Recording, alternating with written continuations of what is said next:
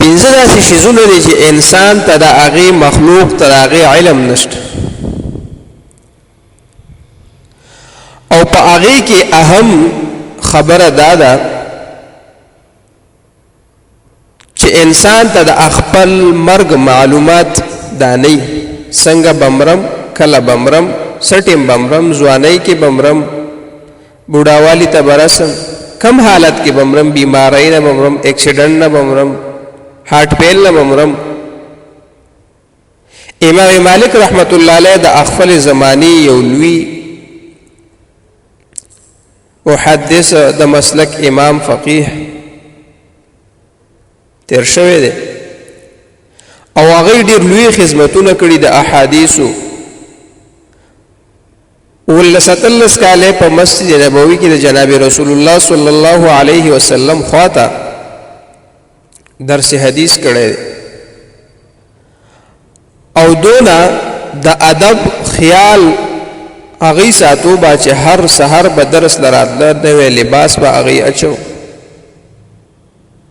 هر درس ته به بیل ځان له غسل کولو او هغه به ډېر زیات د دین د اسلام خدمت هغه کړي او د جناب رسول الله صلی الله علیه وسلم سره په خوب کې ملاقات وشو وای ما دې تر پوسو غو د خپل مرګ بارک جناب رسول الله صلی الله علیه وسلم راته په دې لاس په دې پنجه باندې پینځو غو ته اشاره داسې وکړه خو زه د هغې په تعبیر باندې او په هغه اشاره باندې ونه رسېدم نو هغه زمانه کې لوی معبر ولی الله علامه ابن سیرین رحمت الله علیه هغه موجود و د هغې خوا لراله ورته وایي حضرت ما جناب رسول الله صلی الله علیه وسلم سره ملاقات وشو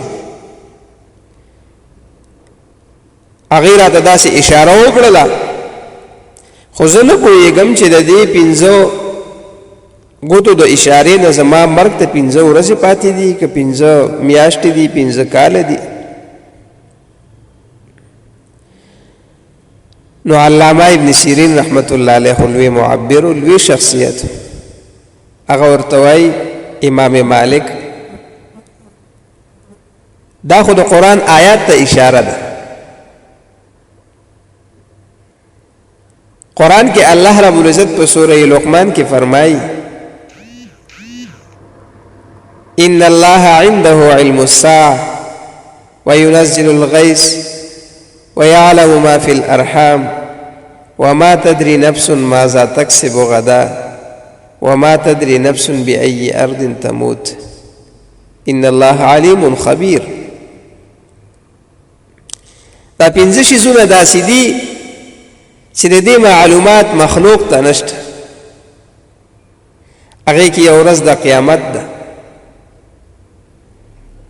دا رب ته معلومه ده چې دا کومه ورځ ده او په کومه ورځ به واقع کېږي آثار او پیشنګویي او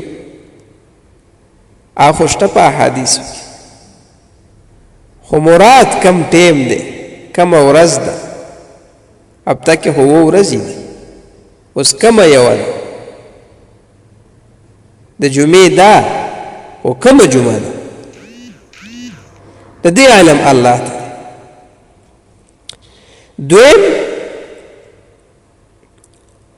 باران چې کوي الله رب عزت ته د هغې علم دی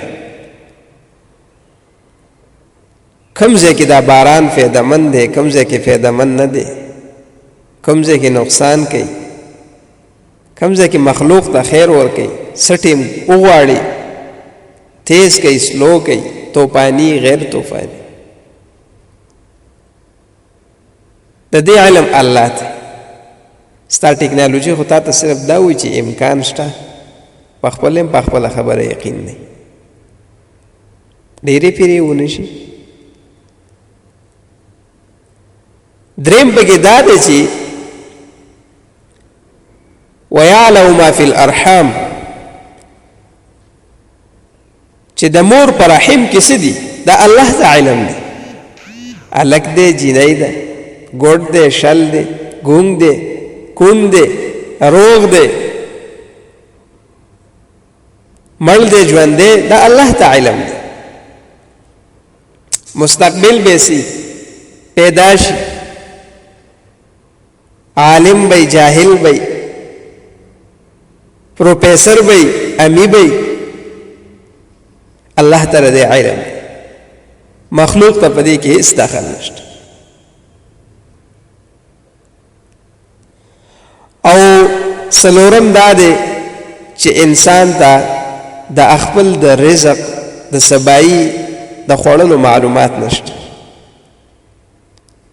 وما تدري نفس ماذا تکسب غدا، چې آیا زه به سبا خپل رزق چرته وګټم، او بخورم او به نه خورم، څه به خورم، څنګه به خورم، په کوم حالت کې به خورم، د دې علم دا انسان ته نه. پنځم دا چې انسان ته د خپل مرګ پته نه. وما تدري نفس بأي أرض تموت، چې آیا زبا سبا ژوندیم کنه، مرګ برازي، څنګه برازي، کوم ځای کې برازي، کور کې به ما که په سفر کې به ملک کې به ما که د ملک نه بهر به مدرسه کې به ما که جماعت کې به کالج کې به ما کنه، دا علم دته نه. ځوانۍ کې به مرم، بوډاوالي کې به مرم، کم حالت کې به مرم، د څه نه به مرګ راځي، کمې بیمارۍ نه به مرم، دا علم دته نه. د دې علم دا الله رب العزت دی. نو زما عزتمندو چې دونه علم دا مونږ ته نشته، او مونږ د خپل خیالات، سوچونه، امیدونه دونه لرې ایستلي دي، دونه لرې ایستلي چې هغه د 100 سالو او د 200 سال د 1000 سالو په عمر هم نه راګرځي. جناب رسول الله صلی الله علیه وسلم په یو موقع باندې صحابه کرامو ته فرمایي، یو صحابي ته فرمایي وی پلان کی د مرګ په باره کې څه سوچ دی؟ هغه ورته فرمایي وی د الله پیغمبره، زه خو چې سهار راپاسم نو مازدیګره پورې مې په ځان باندې دا یقین نه وي چې دا بله شپه به زه په کور باندې وکړم. بل صحابي نه تپوس وکړي پلانکي ستا د مرګ باره کې څه سوچ فکر دی؟ څونه ورته تیار نیز دی؟ هغه ورته فرمایي د الله خوږ پیغمبره، وایي زه چې د مانځه نیت وتړم او په مونځ ودرېږم نو په ځان مې دا یقین هم نه وي چې زه به دا سلام په ژوند واړم که نه. نو جناب رسول الله صلی الله علیه وسلم ورته فرمایي وایي زه خو چې یو طرف ته د مانځه کې یو طرف ته سلام واړم نو په دې بل سلام باندې مې یقین دی چې دا په ژوند کې واړم که نه. دونه پورې جناب رسول الله صلی الله علیه وسلم صحابه کرام دې مرګ ته تیار ناستو. حالانکه لوی شخصیت او مونږ تاسو د مرګ نه دونه نا امیدي چرته هم نه ده چې مونږ په داسې حالات کې مرګ راشي مونږ له بیا چې مونږ د کلمې ته هم تیار نشو.